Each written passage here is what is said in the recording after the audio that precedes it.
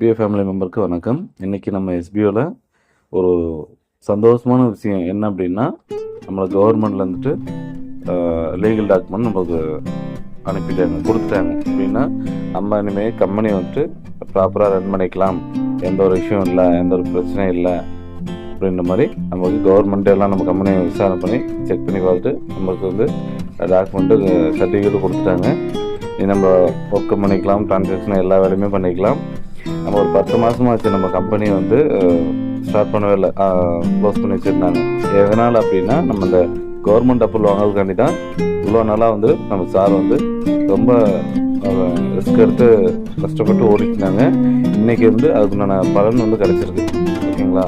நம்ம ஒரு company start பண்ணி கரெக்டாக இல்லை நம்ம ப்ராப்பராக கொண்டு போகணும் அப்படின்னா நம்ம கவர்மெண்ட் சர்டிஃபிகேட் கம்பல்சரி தேவை. இந்த சர்டிஃபிகேட்டுக்காண்டி தான் நம்ம அந்த ஒரு 10 மாதம் இருந்தீங்க நம்ம வந்து ஒர்க்கை வந்து ஸ்டாப் பண்ணி வச்சுருந்தோம். இதுதான் காரணம்.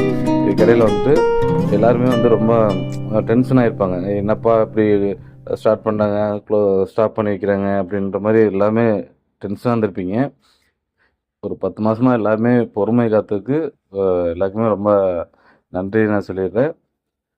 இப்போ இத்தனை மாதமாக நம்ம பொறுமை காத்ததுக்குண்டான பலன் வந்து இன்றைக்கி நம்ம கிடச்சிருக்கு. சரிங்களா? இதுக்கு மேலே வந்துட்டு நம்ம கம்பெனி அடுத்தடுத்த அனௌன்ஸ்மெண்ட்டு அப்டேட்டு கொடுத்துட்டே இருப்பார் சார். நீ அடுத்து எப்போ ஒர்க்கு ஸ்டார்ட் பண்ணுறது, வித்ட்ரால் எல்லாமே சொல்லியிருக்காங்க. நீ அடுத்தடுத்து பிளான் பப்ளிஷ் பண்ணுறது. ஓகேங்களா? ஒன் பை ஒன்னாக நமக்கு வந்து நோட்டீஸ் போல் அனௌன்ஸ்மெண்ட் கொடுப்பாங்க. ஸோ இந்த ஒரு சந்தோஷமான விஷயத்தை நான் ஷேர் பண்ணிக்கிறேன். So thank you family.